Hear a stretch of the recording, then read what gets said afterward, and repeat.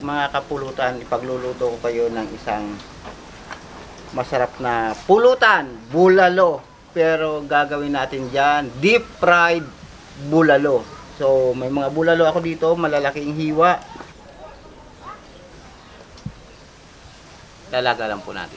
Sibuyas, bawang, luya, asin. Palalambutin lang po natin yan. 45 minutes kung nilaga sa pressure cooker. Ano mo lang, umuiyog-iyog na. Grabe, sobrang lambot na. At tatanggalin ko lang muna to sa pagkakalaga at pagpapahingahin lang natin saglit dahil may gagawin pa tayo dyan. Lalagyan lang natin siya ng binating itlog. Yan. Liso-lisuin lang natin para lahat malagyan.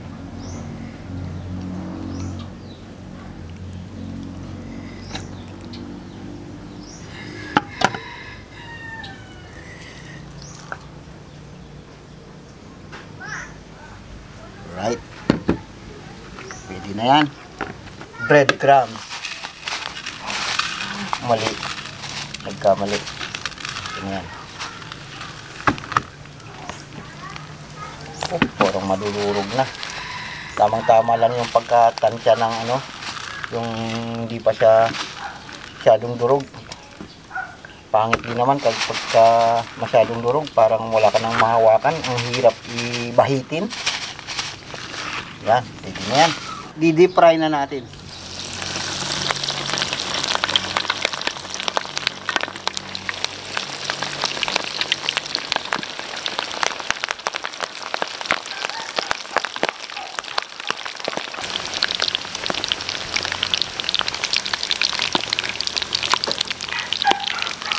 Saglit lang kasi mainit na yung mantika natin at maganda na yung kulay kaagad.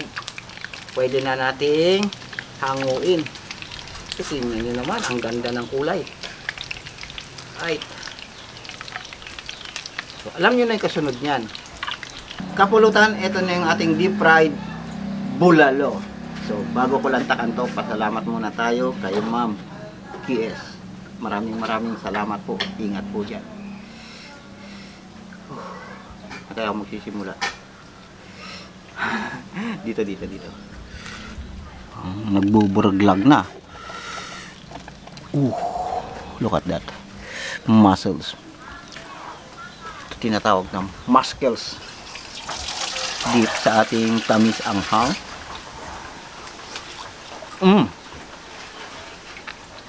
That crunch.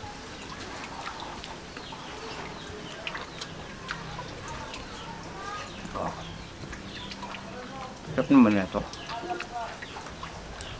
Basta pala, malaga mo lang siya ng maayos. May mga pampalasa doon sa yung pagkakalaga. Masarap, nagimas, nagsamsamit.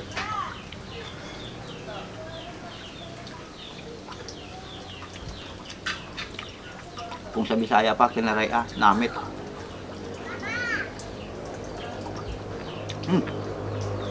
Sa Pangasinan, nasamsamit. Sa Ilocano, nagimas. Wow. Pwedeng pulutan to. Siguro, gagawin nyo na lang. Invento kayo ng sauce na gusto nyo. Kung ano pong pwedeng i-partner dito. Tingin ko yung mga lechon sauce, pwede po.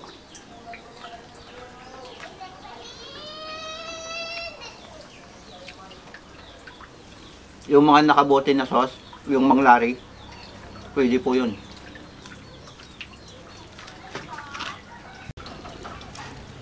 Wow.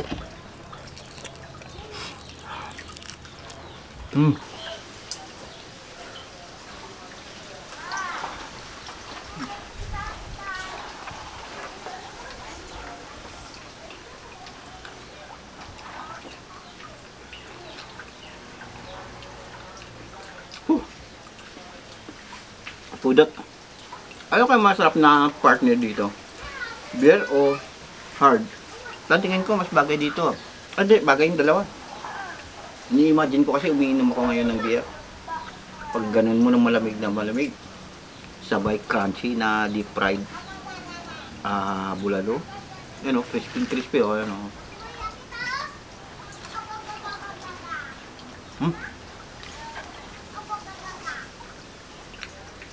Dinig na dinig hanggang sa Amerika.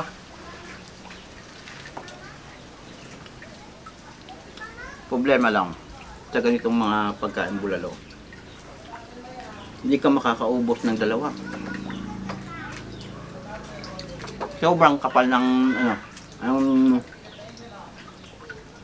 laman. Kaya ayaw ko tigilan kahit busog ka na. Parang ayaw mo tumigil.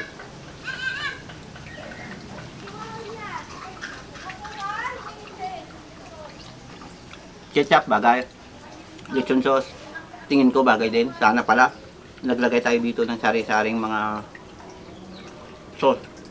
Kaya toyo mansi, suka, ketchup, ketchup na may mayonnaise, tapos lechon sauce. Sana ganun, no? Tapos tinesting natin lahat kung ano yung mas mapapartner natin ng maayos dito sa ating nilutong parang crispy bulalo, deep fried bulalo.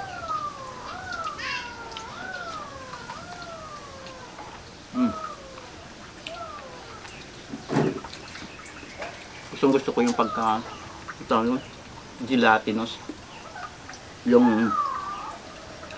yung tendon na nag-springy, nox. Yung springy nga, tama ba? I don't know. Hindi naman ako marunong mag-English. Springy yung medyo, pag kinagat mo elastic. Yung parang ganun. Springy bang tawag doon sa culinary? Parang elastic siya, na malambot.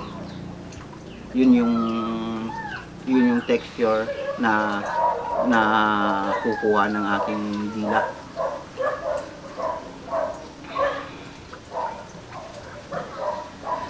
Saka itong muscle na ito, parang tingin ko, kung pagbabasihan mo yung ginagawang corn, parang ito yung nalalasahan mong pinakamasarap na lasa sa corn beef, yung ganito.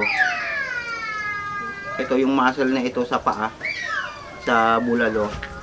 Tingin ko lang tingin ko ito yung pinakamasarap na part yung nakakain natin sa corn beef. Kasi hindi ba pag gumawa ng corn beef, halo-halo na yung mga karne dyan, pero minsan makikita mo may hibla doon, lalong-lalo na yung sa mga imported na corned beef. Makikita mo meron dong hibla na kakaiba ang kulay at kakaiba ang texture. Parang ito yon, tingin ko lang. So yun lang siguro mga kapulutan, siguro magpapaalam na ako sa inyo at lalayasan na siguro natin kung kubo na ito. Madaming taon na din ang pinagsamahan natin dito. So it's time na give up. Ayaw na natin dito kasi yung mga kapulutan natin medyo sawa na din. Kapulutan, yun lamang po. Maraming salamat.